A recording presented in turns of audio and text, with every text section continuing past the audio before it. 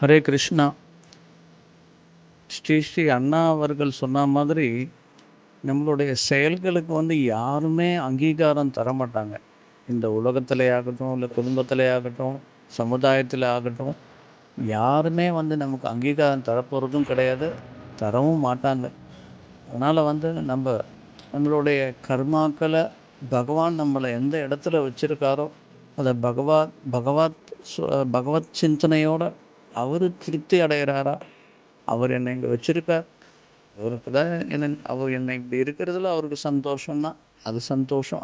அவருக்கு கிருஷ்ணருக்கு எது சந்தோஷமோ அதுதான் நமக்கு சந்தோஷமாக இருக்கிற மாதிரி வச்சுட்டோன்னா அதை விட வேறு சந்தோஷம் எதுவும் இல்லைன்றது தோன்றுறது. அதனால் நம்மளுடைய செயல்கள் நம்ம பகவானுக்காக கீதையில் கிருஷ்ணர் சொன்ன மாதிரி எத்கரோஷி எதஸ்னாசி எஜ்ஜுகோஷி ததாசியஸ் எத்தபஸ்யசி கௌந்தேயா தத்புருஷ்வமதர்ப்பணம். இந்த ஸ்லோகம் தான் எங்களுக்கு ஒரு பெரிய ஒரு உற்சாகமாகவும் உத்வேகமாகவும் இருக்குது. இன்னொரு ஸ்லோகத்தில் சொல்கிறாரு, அதெல்லாம் என்ன மாதிரி நாட்களுக்கு ரொம்ப பொருந்தும்.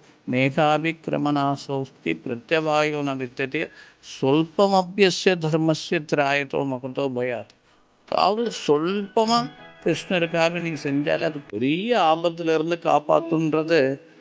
அதில் தான் நாங்கள் ஜீவிக்கிறோம், அதில் தான் பக்தர்கள் ஜீவிக்கிறாங்கன்றதில் எல்லளவும் சந்தேகமே கிடையாது.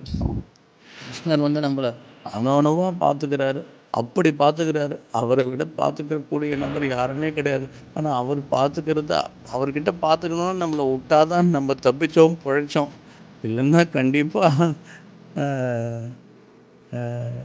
என்ன சொல்கிறது, அது சொல்கிறது கூட எனக்கு கிருஷ்ணர் சொல்ல தெரியல பாருங்க. அதுதான் அங்கே ஒரு கிருஷ்ணனுடைய ஒரு விளையாட்டு. ராதே கிருஷ்ணா.